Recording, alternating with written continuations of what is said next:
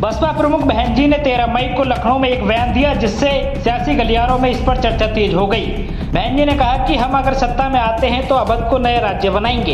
ये पहली बार नहीं है जब बहन जी ने यूपी के पुनर्गठन की बात की है। साल 2011 में जब उत्तर प्रदेश की मुख्यमंत्री थी, तब उन्होंने यूपी को 4 राज्यों में पुनर्गठित करने का प्रस्ताव विधानसभा में पारित किया। समय समय पर उत्तर प्रदेश के विभिन्न क्षेत्रों की पार्टियों और नेताओं ने अलग अलग राज्य की मांग उठाई है। खासकर पश्चिमी यूपी के नेता ये मांग कर रहे हैं। यूपी के पुनर्गठन के मुद्दे पर आखिरी बार ठोस कदम 2011 में उठाए गए थे, जब बहन जी सरकार ने विधानसभा में एक प्रस्ताव पारित किया था।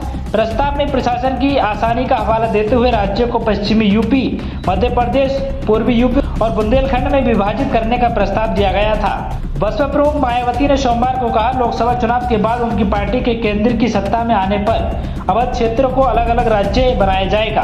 बहन जी ने लखनऊ, मोहनलालगंज, रायबरेली और अमेठी लोकसभा सीट से पार्टी उम्मीदवारों के समर्थन में आयोजित एक जनसभा में उत्तर प्रदेश के पुनर्गठन के अपने पुराने रुख को दोहराते हुए कहा, लखनऊ में अवध क्षेत्र के लोगों की लंबे समय से मांग रही है कि अवध को अलग राज्य बनाया जाए।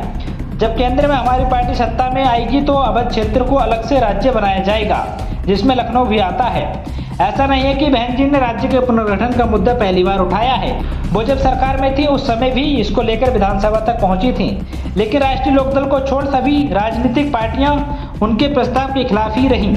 यूपी के पुनर्गठन को सियासी गलियारों में एक संवेदनशील मुद्दे के रूप में देखा जाता है, क्योंकि ये सबसे अधिक संख्या में 80 सांसदों को संसद में भेजता है और राज्य के विभाजन से राजनीतिक दलों को ही समीकरण बिठाने में सबसे ज्यादा माथापच्ची करनी पड़ेगी।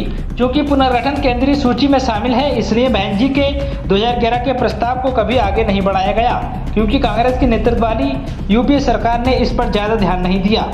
इसके अलावा इस प्रस्ताव को विधानसभा में जयंत चौधरी के नेतृत्व वाली आरएलडी के अलावा बीजेपी, कांग्रेस और सपा के विरोध का सामना करना पड़ा और इसके 1 साल बाद बसपा सत्ता से बाहर हो गई। तो दोस्तों, बहुजन हलचल 18 की इस रिपोर्ट को लेकर आपकी क्या राय है, कमेंट करके जरूर बताएं। वीडियो को लाइक करें, शेयर करें। शुक्रिया।